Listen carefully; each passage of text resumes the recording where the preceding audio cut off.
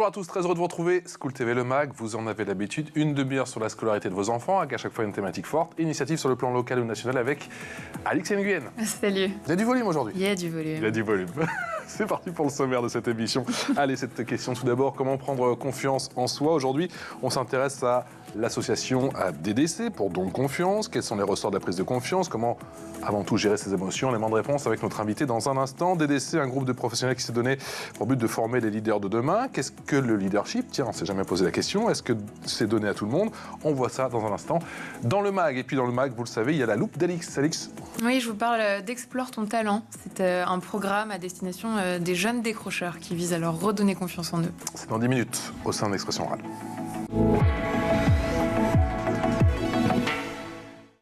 Bonjour Laurent Combalbert. Bonjour. Enchanté. Merci. Merci d'avoir accepté notre invitation, président de l'association Don de Confiance, ex-négociateur du RAID. Ouais. Le RAID, c'est Le RAID, c'est le groupe d'intervention de la police nationale. conférencier, formateur et enseignant à HEC Paris, auteur de pas mal d'ouvrages, dont un qui m'intéresse tout particulièrement. Vous allez comprendre rapidement, le négociateur, négociation de crise et communication d'influence, ça c'est négo, résoudre des situations difficiles. Non, pardon, je vais refaire. Le négociateur, il y a négo aussi, il y a négociation de crise et communication d'influence, résoudre des situations difficiles par la négociation influente, et devenez meilleur négociateur que vos enfants. Ça m'intéresse tout particulièrement. Je pense qu'on fera une émission entière juste On peut. sur ce sujet, si vous le voulez bien. Mon cher Laurent, comment dire négociateur, tiens, petite parenthèse? En fait, c'est un métier qu'on a lancé à la fin des années 90. Ça n'existait pas vraiment, mais on négociait toujours dans la police. On le faisait de manière un peu empirique. Là, on connaît par le cinéma, par les séries. Et Voilà. à partir de la fin des années 90, on a commencé à se dire qu'il fallait professionnaliser cette approche sur les prises d'otages. Il y a eu la prise d'otage de Neuilly D'accord. en 93, la sûr. prise d'otage de Marignane en 94. Et donc les premières équipes de négo sont créées à ce moment-là. Est-ce qu'il y a une voie royale pour devenir négociateur? Alors il faut être soit policier, soit gendarme, si vous voulez être négociateur au RAID ou au GIGN. Et puis ensuite, c'est candidater sur les postes qui sont ouverts, se former à la psychologie, aux techniques de relation, et puis beaucoup travailler sur soi. La première matière sur laquelle travaille un négociateur, c'est lui. Et on doit faire face à quel type de situation? Vous avez parlé bien sûr des prises d'otages, mais pas seulement. Le plus fréquent, Pas c'est tous les jours non forcenés. plus, quoi. Le forcené, c'est la personne qui craque, qui a un débordement émotionnel, qui insulte ses voisins, prend un fusil, tire en l'air et se retranche. Il est tout seul, il n'y a pas d'otage. C'est le gros des situations. Le preneur d'otage, c'est celui qui retient quelqu'un pour obtenir quelque chose en échange ou pour faire pression. Le retranchement collectif, c'est aussi des choses qu'on peut avoir, comme des mutineries. D'accord. Et puis aujourd'hui, on développe d'autres voies de négociation, notamment sur les prises d'otages de systèmes d'information. Les ransomware, un hacker qui va attaquer votre système et qui va le bloquer. Oui, on a vu sur les hôpitaux, effectivement, il y a bon nombre d'exemples. J'ai 3, 4, 5 entreprises tous les jours. Tous les jours. Mais là, c'est une toute autre approche. C'est de la négociation. On essaie d'avoir un objectif commun, on essaie de comprendre les intérêts de l'autre. Ils veulent de l'argent, ils font une demande très très élevée, on fait une proposition très très basse, et puis entre les deux, on essaie de voir d'abord si on paye. Dans la plupart des cas, on ne paye pas. Et puis si on doit payer, on essaie de payer le moins possible. À quel moment intervient un négociateur? Le plus vite Un possible. négociateur intervient, alors on essaie d'être là au plus tôt. Sur une opération de police, dès qu'on sent qu'il y a un retranchement, il y a des négociateurs qui sont envoyés pour prendre contact, stabiliser, faire du renseignement. Sur des opérations qu'on gère aujourd'hui avec nos équipes, on essaie d'être là le plus tôt possible. Plus tôt on essaie de comprendre la situation, le rapport de force, la partie adverse, plus il est facile d'avoir une stratégie d'anticipation. J'imagine qu'il y a toute une partie théorique. Vous avez fait pas mal d'études, toutes vos classes. Mais comment on garde son sang-froid? Ça s'apprend pas, j'imagine. Il n'y a que le terrain. Il faut savoir Permet de comment on faire est presser. chacun sous la pression. On appelle ça la haute intensité. Ouais. La haute intensité, c'est une perception, toujours. Si je vous demande de traverser sur une planche de bois que je pose par terre, vous le ferez facilement. Si je la mets à 20 mètres de haut, certainement vous ne traverserez pas, alors que c'est le même geste technique. C'est votre perception de l'enjeu qui fait que vous n'allez pas le faire. Donc on essaie d'aller comprendre nos perceptions sous haute intensité, sous pression, de trouver le point de pression. Est-ce que j'ai la compétence ? Le manque de compétence ou le sentiment d'être incompétent, c'est un gros point de tension, notamment pour les enfants. La ressource émotionnelle, est-ce que la situation va générer des émotions qui vont me mettre en difficulté? Est-ce que j'ai les bonnes informations pour comprendre ce qui se passe? Mais s'il y a un preneur d'otages, par exemple, avec des enfants, on parlait effectivement de Neuilly, là j'imagine que la pression est à son paroxysme. L'enjeu, il est trop fort pour perdre ses moyens. Quand on part sur des négociations de crise aujourd'hui avec mes équipes, je dis souvent une phrase, quand la vie est en jeu, la performance n'est pas négociable. On doit être bon. On ne peut pas se permettre de se rater. Donc on est relativement performant dès lors que l'enjeu est à ce point fort qu'il va unir les intérêts de tout le monde. Et ça, vous pensez que c'est universel et que ça s'applique dès lors que la pression est telle que ça peut aussi paralyser? Il faut juste trouver le bon chose, équilibre. Si vous faites quelque chose sans pression, on rate, c'est pas grave. La motivation, elle n'est pas là. Si vous faites un truc qui est tellement énorme pour vous que vous allez être sous une intensité critique, votre capacité cognitive, va diminuer. Vous n'allez plus pouvoir capter tout ce qui se passe. Et donc, vous serez moins efficace. Donc, on essaie d'avoir un niveau de tension suffisant pour garder la motivation sans pour autant que ça devienne inhibant. Il y a un phénomène de décompression ensuite? Toujours. Ouais. Alors, j'appelle ça le repas suivant. Ouais. La règle, c'est une fois qu'on a fini une mission, une opération, le repas suivant, on le passe ensemble. On finit à 3h du matin une mission, le petit-déj, c'est ensemble. On rentre pas à la maison. Et c'est le diffusing, c'est le désamorçage. On va laisser sortir tout ce qui va sortir. Le coup de colère, là-dessus, je suis pas content, j'ai eu peur. Des larmes, parfois, ça peut arriver. Ouais. Ça doit sortir vite. Parce qu'on ne ramène pas ça à la maison. Donc et les rétextes, du coup, c'est autre chose, les retours d'expérience? Première chose, tout de suite. Le plus tôt possible, les émotions. Deuxième chose, le débriefing, technique. Qu'est-ce qu'on a fait? Ça a marché, ça n'a pas marché. Qu'est-ce qu'on améliore la prochaine fois? Et le rétexte, la troisième étape, on invite des gens qui n'étaient pas présents. Et on leur raconte la situation. On leur fait bénéficier de l'expérience d'une situation qu'ils n'ont pas vécue. Comment est né DDC? Don de confiance, en fait, c'est né d'une réflexion. J'étais pion quand j'étais en fac. J'ai fait les études de droit et j'étais pion pendant 5 ans dans un collège difficile. Ma mère est prof dans une banlieue compliquée à Toulouse et je me suis aperçu que quand j'ai commencé à devenir négociateur, ce que j'ai appris à faire en tant que négociateur, si j'avais su le faire quand j'étais pion, j'aurais désamorcé plein de choses différemment. Donc on s'est posé la question comment aujourd'hui les enfants vivent ces situations dans les écoles. Et donc j'avais commencé à réfléchir, on réfléchit toujours d'ailleurs, à des programmes de formation à la négociation pour les enfants. Leur montrer qu'un conflit, c'est bien. Le désaccord exprimé, ça crée de la valeur ajoutée. Nous ne sommes pas d'accord tous les trois. Qu'est-ce qu'on va inventer ensemble? Donc le conflit, c'est ce qu'on en fait qui compte. Et c'est à ce moment-là qu'on s'est dit, tiens, on pourrait monter une association pour aider les gamins qui sont décrocheurs, qui sont en perte de confiance en eux, pour leur redonner envie de travailler sur leur confiance en eux. Vous avez beaucoup répété mon cher Laurent. On, c'est qui sont c'est toute l'équipe, c'est un travail collectif. Quels sont les profils qui sont à vos côtés? Je les ai vus. Il y a des profils vraiment différents. On a au sein de Don de Confiance des gens qui viennent de métiers de haute intensité. On a des gens du RAID, des gens du GIGN, des gens des forces spéciales, des commandos de marine, un pilote de Rafale de l'aéronaval, des médecins qui ont travaillé sous haute pression. En fait, la caractéristique de ces experts, experts dans le sens, ils ont survécu à des expériences. Tous ces experts ont forcément dû créer de la confiance en eux pour être efficaces. On ne pouvait pas gérer les situations qu'on avait à affronter si on n'était pas sûr de nous. Et la confiance en soi, c'est un bon équilibre. Vous n'êtes pas assez sûr de vous, ça va se voir. Vous êtes trop sûr de vous, vous allez être dangereux. Voire même en surconfiance, voire même arrogant. Donc on s'est aperçu qu'on avait tous développé quelques outils pour créer un niveau de confiance efficace pour faire ce qu'on avait à faire. On s'est dit peut-être qu'en donnant ça aux gamins qui sont plus sûrs d'eux, qui ont perdu l'estime d'eux-mêmes, peut-être qu'on pourrait les aider. Et ça fonctionne. Qui est la marraine de l'association cette année? La marraine, c'est Philippine Dolbeau. Je ne connais pas. Elle est inconnue sur cette chaîne. Connue sur cette chaîne, effectivement. Philippine, qu'on embrasse, effectivement, qui anime avec brio l'école du futur. C'est la marraine cette année. Il y a 2 ans, c'était un certain Nikos. Bonjour, je suis Nikos Aliagas et si je me croisais au collège aujourd'hui, je me dirais juste d'avoir confiance, de me faire confiance, me nourrir, de rire, de m'amuser, oui, et d'apprendre. C'est un âge, l'adolescence, où on ne se rend pas compte qu'on pose les fondations de l'avenir. Tout ce que tu fais au collège, tout ce que tu vas assimiler, apprendre, partager, tu le retrouveras dans ta vie plus tard. Donc si je croisais le petit Nikos que j'étais, je lui dirais juste d'avoir confiance en lui, de ne pas avoir peur des tensions des autres et de tracer sa route, son chemin. Peu importe ce qui arrivera, ce qui compte, c'est le chemin. Voilà ce que je me dirais. Salut. Laurent, comment sont nées ces petites pastilles? En fait, on a lancé il y a 2 ans une opération « Si je me croisais au collège ».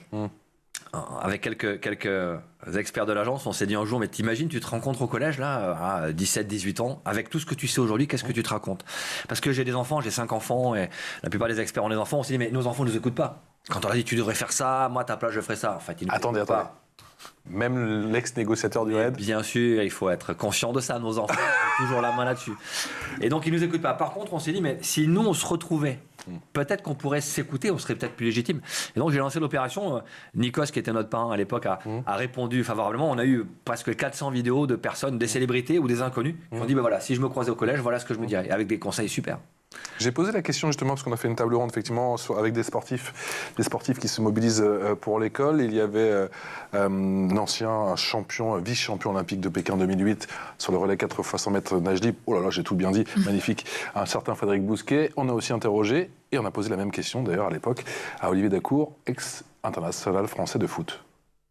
tu arrives à dégager du temps dans ton emploi du temps de ministre. Tous les deux, c'est la même chose. Et tu irais voir chaque semaine les élèves de 3e. Qu'est-ce que tu aimerais leur inculquer? Qu'est-ce que tu aimerais transmettre? J'aime bien ça. Mais je dis souvent, le plus important, le plus grand héritage que je peux laisser à mes enfants, c'est l'éducation et le respect. C'est un passeport pour la vie. Et enseigner, c'est répéter. Crois en tes rêves. Et ne laisse personne te dire que c'est pas possible. Ne laisse personne. Même ton père, il te dit, ouais, c'est pas... Fais en sorte donne-toi les moyens. Ce que je lui dis, ce que je dis tout le temps. Et on n'a pas la...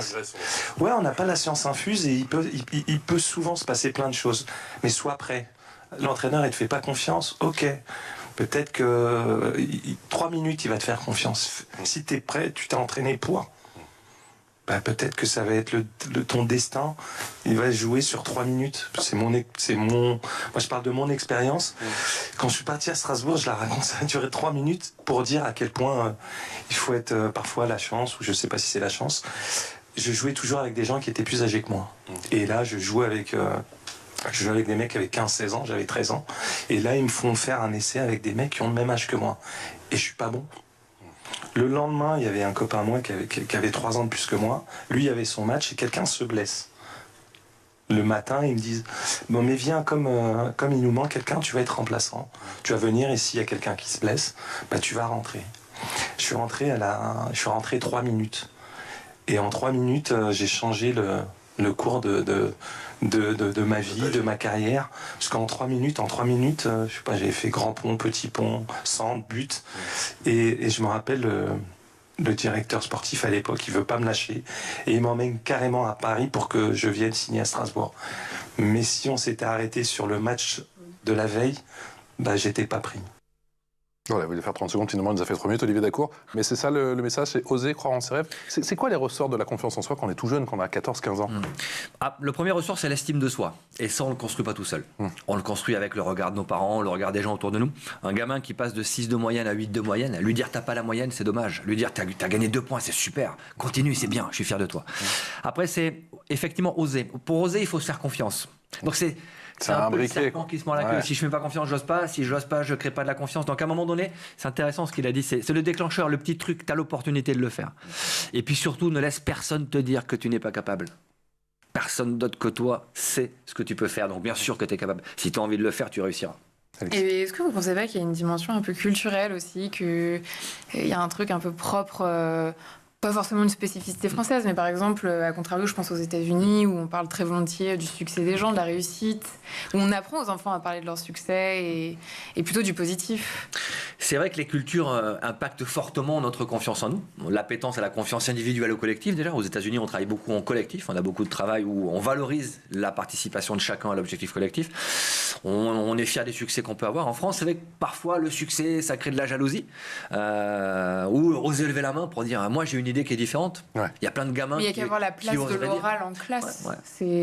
On sait que c'est un vrai sujet. C'est un vrai sujet, ça fait peur aux enfants d'oser lever la main, pour dire qu'ils ne sont pas d'accord, mais ne serait-ce que cette petite prise de conscience que le désaccord, c'est bien. On fait un exercice qui s'appelle l'exercice du 6. On a une grande affiche avec un 6 dessus, on met la moitié des enfants à droite, l'autre moitié à gauche. On dit à la partie qui est de ce côté-là, dites-leur, expliquez-leur que c'est un 6. Et on dit à la partie qui est ici, expliquez-leur que c'est un 9. Et on les laisse faire. Et en 30 secondes, c'est la guerre. On arrête, stop, faites le tour pour voir. Et quand ils viennent là, ils font ah ben oui, là c'est plus un 6, c'est un 9. Et là c'est plus un 9, c'est un 6. Ben c'est pas un 9 ou un 6, c'est un 9 et un 6. Vous avez tous les deux raison. C'est un exercice qui vient d'où? Vous l'avez pensé? On a pensé l'exercice sur l'assertivité. Et avec un 9 et un 6, on fait 9 x 6, 9 plus 6, 9,6, 9. On invente des tas de trucs parce qu'on a tous les deux raison. Ça s'appelle l'assertivité. L'assertivité qu'on réserve souvent aux adultes, c'est défendre son point de vue en acceptant celui de l'autre. Et là, on arrive à faire du conflit ou faire du désaccord exprimé un facteur de création de valeur. Quels sont les types d'ateliers que vous développez effectivement au quotidien et qui sont peut-être les plus efficaces, même sur 2-3 jours, où on parle effectivement de ces interventions, pourquoi pas à l'école, en 1 heure, on peut faire prendre conscience aux élèves de certaines choses? On peut leur donner des clés. Évidemment, plus on a de temps pour les faire pratiquer, plus c'est efficace. Mais on a un atelier sur les émotions. On leur explique qu'avoir des émotions, c'est bien. La peur, c'est super. Si tu fais un truc dangereux et que tu n'as pas peur, t'es fou. Tu es dangereux parce que tu vas être inconscient. Donc la colère, si tu es en colère, c'est que c'est légitime pour toi. Donc on les apprend déjà à identifier leurs sentiments avec la roue des sentiments. Mettre le mot sur l'émotion. Qu'est-ce que c'est que la colère? On a eu, il y a 2 ans, un gamin qui est venu, on nous a dit il est agressif, il est colérique, c'est compliqué, il va plus à l'école. Donc on l'observe évidemment, parmi les autres, on a un petit peu l'œil dessus. Et en fait, quand je le regarde, je vois qu'il est pas colérique, il a peur. Il a peur des autres. Les gamins ne se connaissent pas quand ils arrivent sur le jour de confiance. Et je vois que vis-à-vis des gens qu'il ne connaît pas, il est très renfermé. Et je suis allé le voir à midi, je lui ai dit, écoute, moi je pense, on me dit que tu étais en colère souvent, moi je pense que tu as peur. On n'avait jamais mis le bon mot sur l'émotion. Rien qu'en lui expliquant que la peur, c'est pas grave. La peur, c'est une bonne émotion. En septembre, il est rentré à l'école. Il est revenu. Donc mettre le bon mot, la bonne émotion. Si tu n'as pas le vocabulaire pour exprimer tes émotions, tu ne peux pas les contrôler. Mais il y a une méthode pour désamorcer l'agressivité, par exemple? Oui, bien sûr. C'est partir du postulat que on a peur à chaque fois? Non, l'agressivité, c'est la dégradation de la colère. Toutes les émotions primaires sont légitimes. La peur est légitime. L'angoisse ne l'est pas. La tristesse est légitime. Si vous êtes triste, c'est pour faire le deuil des choses que vous avez perdues. Pourquoi l'angoisse n'est pas légitime? L'angoisse n'est pas légitime parce que ça va vous ronger. C'est un sentiment qui va vous empêcher d'être efficace. La colère est légitime. L'agressivité ne l'est pas. L'agressivité, c'est la dégradation de la colère. Donc, on essaie de leur montrer qu'en acceptant les émotions primaires, on évite qu'elles ne se dégradent dans les émotions qui peuvent nous porter préjudice. La joie est légitime, l'euphorie ne l'est pas. Elle est dangereuse. L'euphorie, ça vous fait perdre conscience du risque, ça vous fait prendre des décisions. Toujours le stade supérieur qui est à éviter. Voilà. Mais pour éviter ce stade supérieur, on doit accepter que l'émotion soit quelque chose de tout à fait logique, même quand on ne comprend pas les raisons de l'émotion. Laurent, je vous interpelle parce qu'on voit les images. J'ai l'impression que ce sont des images de jour de confiance. Oui, c'est jour de confiance sur notre campus. C'est quoi jour de confiance? Alors la prochaine édition, c'est le 6 juillet prochain. 6 juillet. Le jour de confiance, on réunit des enfants sur notre campus et ils vont passer toute la journée avec nos experts sur les ateliers. On voit ici les ateliers de slackline, de la confiance. Ils vont faire une course d'orientation. On a un conteneur en fumée. On utilise ça pour former les équipes d'intervention. Eh bien, eux, ils vont le conteneur en fumée, là?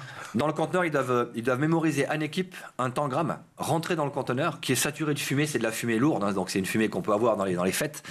Et donc, ils vont devoir, juste en se parlant tout doucement parce qu'il y a trop de fumée, ils vont devoir refaire le tangramme. Ils ne peuvent pas le faire tout seuls, il faut qu'ils le fassent en équipe. Et ils le font avec des gens qui n'ont jamais vu avant. Donc ils sont obligés de se faire confiance, de créer un langage commun. Et ça, c'est assez fort. Ouais. Quelle est l'importance de l'exercice physique dans tous vos ateliers? Alors l'exercice du 6, pas forcément, j'ai vu. Mais il y a une dimension avec la slackline, par exemple? Il faut mettre en pratique. À la slackline, tu vas traverser une slackline. La slackline, elle a la spécificité de vous rendre la pression que vous lui donnez. Si vous êtes stressé, elle tremble. Si vous êtes détendu, la slack, elle est toute douce. Et l'exercice ne se fait que si quelqu'un assure votre sécurité. Quelqu'un que vous ne voyez pas parce qu'il est dans votre dos. Et vous êtes sûr qu'il est derrière. Et donc la co-responsabilité entre celui qui fait l'exercice et celui qui assure la sécurité, au retour, on l'inverse. Celui qui était en bas monte et celui qui était en haut assure la sécurité. On a parlé de la confiance en soi sur un plan individuel, mais il y a tout l'entourage, vous l'avez évoqué, il y a tout un travail d'équipe. Ouais. Il y a un travail d'équipe, on ne peut pas être efficace tout seul. Dans le monde complet dans lequel nous vivons aujourd'hui, on ne peut pas être fort tout seul. Il n'y a pas de champion du monde, ça ne marche pas. On doit s'appuyer sur les autres, parce qu'ils ont des connaissances, parce qu'ils ont des compétences, parce qu'ils ont des informations dont j'ai besoin. Et on leur montre que, effectivement, si je fais confiance au collectif, le collectif peut me faire confiance. Si le collectif n'est pas à la maison, en gros, il faut essayer de le trouver à l'école, le collectif. On essaie de des faire appuis à l'école, des élèves. On puisse amener du collectif aussi, mais il n'y a pas d'école des parents. Mais vous arrivez à attirer les parents, du coup? Ouais, les enfants viennent forcément avec un de leurs parents. Ah, super. Et on fait, en même temps que eux font les ateliers, que les enfants font les ateliers, il y a des ateliers de co-développement avec les parents. Ouais. Ils ont souvent plus besoin que les enfants, non? Et ils se retrouvent avec les mêmes problèmes. Et ils viennent de tous les horizons, de tous les milieux sociaux, et on a tous les mêmes problèmes. La communication, l'échange, passer du temps. Et c'est quoi? C'est souvent des parents un peu à bout qui viennent vous voir? Pas forcément. On a des parents qui se posent des questions, qui sentent qu'il y a des trucs qui leur échappent. On a des parents qui sont au bout du rouleau, vraiment. Et avec des cas, on a eu l'an dernier un gamin qui avait fait plusieurs tentatives de suicide. Et donc, c'est pas simple à gérer pour les parents. Et ce qui est intéressant aussi, c'est de mettre tous ces parents ensemble et de leur montrer que quand on partage tous, on a des idées. On a des solutions. C'est pas les solutions magiques, mais il y a des solutions qui existent. Et ne serait-ce que même la communication. À l'issue de notre confiance, on a reçu des messages quand les gens sont repartis de notre campus. On a 1h45 de Paris, donc il y a un peu de route pour ceux qui remontent sur Paris, ceux qui vont ailleurs. Et un parent qui dit, ça fait 2 ans que je n'ai pas parlé à mon fils pendant 2 heures. Incroyable. Et là, dans la voiture, il m'a raconté ce qu'il avait fait, les ateliers. Oh, c'était super. Rien que ça, c'est top. Ça l'a débloqué. Ouais. C'est l'heure de la loupe.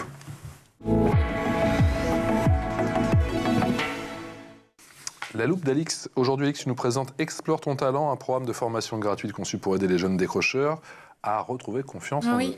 Tout à fait. Des formations proposées par Connexio, qui vient de clore sa 2e édition cette année d'ailleurs. Explore ton talent s'adresse aux NETS, ces jeunes qui ne sont ni en emploi ni en formation.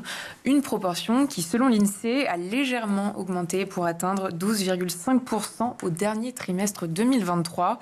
Connexio propose donc une formation intensive de 2 mois, axée sur le développement de compétences clés comme les maths, la logique, l'expression orale, le numérique.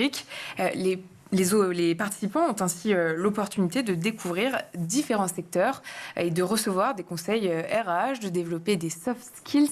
Et puis, cerise sur le gâteau, à la fin de cette formation, ils obtiennent une double certification numérique et sont prêts à s'engager dans des formations certifiantes.